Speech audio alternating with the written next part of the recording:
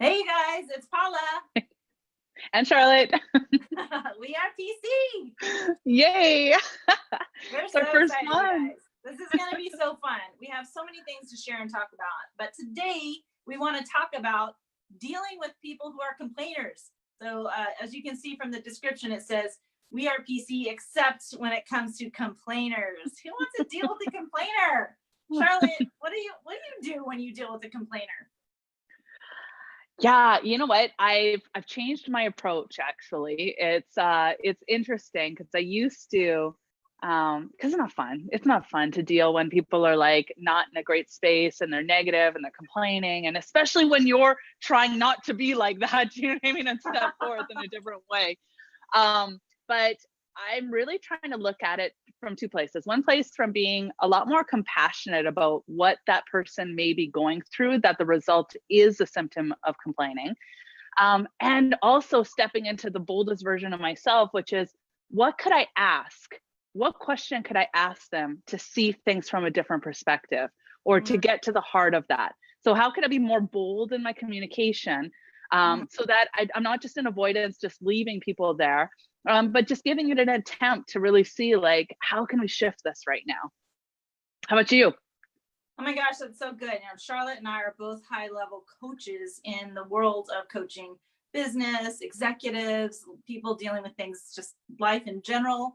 And so just in the nature of the business that we are in, we do tend to have people that we're talking to that may appear to be complaining. They're just really struggling with stuff. So sometimes we may be looking at people as complaining, but really what's going on is they're struggling with something that they do not know how to get through. And so that for lack of tools, they just like keep talking about something that they want to get through, but they can't. So for me, the first thing is, okay, like what could be potentially the deeper thing that's going on? So first I have to be like, this is not about me.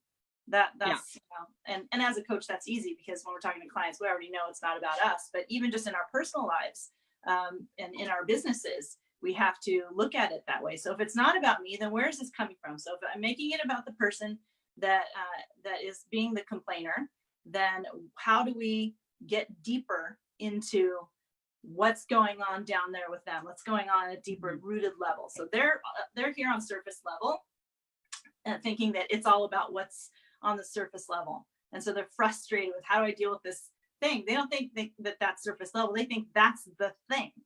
And so helping them get deeper to what is the underlying thing is going to be key when you're trying to communicate with somebody who is kind of in that complaining kind of state. And so, and Charlotte, I know you're a master of this. What are some of your techniques with getting to that deeper rooted level of what a person is complaining about? Well, so I just want to highlight what you said, which is that it's not about you, right? And so whenever I am working with somebody or just, just in that engagement, just really just being mindful not to get kind of pulled into it, because the minute we're pulled into it, guess what? We're part of it too, right? And then the other part is you don't want to just avoid it because, I believe that we're all one, and sometimes it's we step into it. And sometimes it's we need to set a boundary with it, right? And so I start in by stepping in, and then I will set a boundary after, unless I really feel like energetically it's not where I need to be because I need to protect myself in some kind of way, which then I'll just kind of step out of it. But in terms of going down deeper, just asking them, solid questions of like, why? Sometimes the question is like, hey, what's going on for you? Like, is that what you're upset about? Is it really about that? And just seeing what comes up for them, right? And oftentimes, to get them to step back and be a little bit more objective allows them to see things from a different perspective. Sometimes just asking the question. Now, here's the thing. I'm not asking from a place of judgment. My tone is not condescending. I make sure that what I'm bringing into that conversation, it's a combination of what I call my words, right? So it might be calm, joyful, and direct. And when I'm those three words, I can bring a certain experience to people. And I know that that's something that obviously our mentor, Brendan Burchard, has really taught us is like, step into your future self. If we just are in reaction, then we're in the exact same playing field that that person is in, right?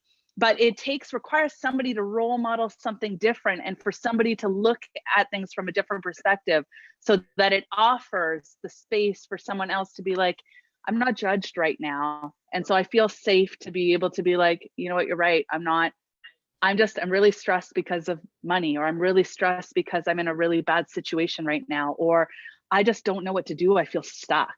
And so I listen for the words that come out, and the length of pause, or the length of, the length of thought through. If they're not reflecting, then I know that they're just kind of stuck in that place. I may decide like, hey, okay, that's all I can offer right now. For my own boundary, I may walk away from the conversation. Or I may, if I'm like, okay, I see that they're allowing an opening, I'm going to step into it even more. What does that look like? What question would I ask then? And I think that ultimately, we get sometimes so frustrated because we just want the best for people. We want people to meet us where we're at, and if we're, and so when it's not fun when you can't get a good result from the person that you're with. And so what we're trying to offer you here is like, how do you deepen your level of coaching, or your level of being able to have more joy and more fun and more play in some of those harder conversations, because ultimately you want people to be the happiest they can be, the most joyful that they can be. And if that's the intention, then serve with that heart, right? So good. How about you? Oh my God, I just wrote down so many awesome things from what Charlotte just said. I love your whiteboard. I love my whiteboard too. And this is for you guys for watching, because if you're watching it, it's because you're a person in your life who's a leader somehow. You have your own business, or you're high level in your business, or some kind of team leader somewhere, or you're a coach. Maybe you're a coach yourself, or maybe you're a parent. Maybe you're a group leader of some kind. Somewhere you are dealing with people who are complaining, and it's wearing you down. It's grinding you down, and you need a strategy. These are some really great tips right here. We'll share those in the post later. But one of the things that I know that has worked so well for me, so as a mom where this comes into play a lot, is with my kids, right? Kids are great at complaining, and so are adults for that matter. But when it comes to that, I try to really just sort of understand, what it is that they're feeling. Like sort of first just kind of calm down the emotions. So what I notice is they really just need to know that they're being understood, right? So really listening, being a very good listener. Again, just trying to take my emotions out of it, which is really difficult as a parent, or even when I'm, serving with my entrepreneur hat, or even with my coach hat. If I feel like, somebody is stronger than what they're saying, and I'm just kind of, surprised that maybe they might be in that place where this seems like a difficult thing for them, but it doesn't matter how I feel. It doesn't matter what I'm thinking. Not if I want to be effective in communicating to this person and help them get unstuck. And for me to not let my emotions get all, pulled into the drama, I need to let them know, okay, I hear you. Like, I see you. I feel what you're going through. I get it. And I'll try to describe. So, so what you're saying is, it kind of sounds like this, or, you're dealing with this. And I'll try to maybe repeat in my own words, or even in sometimes in their own words, what it is that I hear them talking about, where they're feeling this frustration. And you'll see their mannerisms just kind of like when I nail it, sometimes it takes me a few tries, but when I do, then they just their whole presence completely changes, almost like a relief. Like, oh my gosh, I don't have to bear this burden of this struggle by myself anymore. Finally, somebody else gets it. And so now they start to open up. And that's huge. When they can calm down and open up and be more rational, then we can have a real conversation. So that's a strategy that works really well for me. Charlotte, I know you use this one too. How do you use it? Yeah. You know what? You're so bang on with that. And I really hope that those of you who are listening in, you need to build trust and relate quickly. And for me, I think this is one of those things that I've naturally always done in life. I was a people pleaser, so it came very naturally for me to want to connect with people, and that desire to be included, inclusive, and create harmony in situations, right? And so now it's not natural for everyone. We're not all paved the same way, but it is something that you can learn with great intention. And so, so I love that you brought that in, because here's the thing: when it's people want validation, right? And now we don't need to validate bad behavior, but we can validate how someone's feeling. And I love that, because you'll see that when you do it, even if you have the judgment that like, I shouldn't have to do that, let it go. It's not about you. It's about what the other person needs. And sometimes we get caught in our own judgments and our opinions of right and wrong. But when you make somebody wrong, or when you make yourself right, then someone needs to be wrong in that equation. The point is, they're suffering in some kind of way. Bottom line, right? There's suffering that's happening and they're stuck. They don't know how to get themselves out of it. You have the perspective of being able to see into it. You may not like it, but that is what it is. And so I love that validation, the connection, the relating, I love to tell personal stories of being like, I got you. I went through this last week, not being afraid to share that, like, I'm human too. I do it as well, and this is where I get triggered, and I totally got you here. But like, really coming from a place of congruency and honesty, and we're not throwing out BS. It's like true, honest connection that's happening.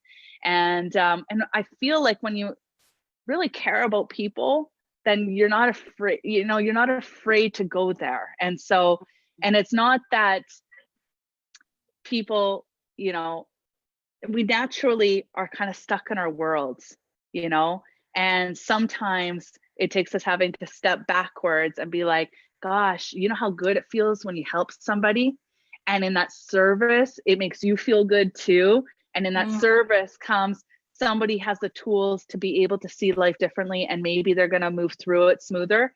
But here's the other part that I always think: my job for myself is to be the best version of me. And stepping into that. Now, it's not my job to place the expectation that just because I'm giving this time, just because I'm saying this thing, that they have to do this result and therefore I'll be happier. And I'm going to make some kind of a meaning and attachment placed on it. That's where we go wrong.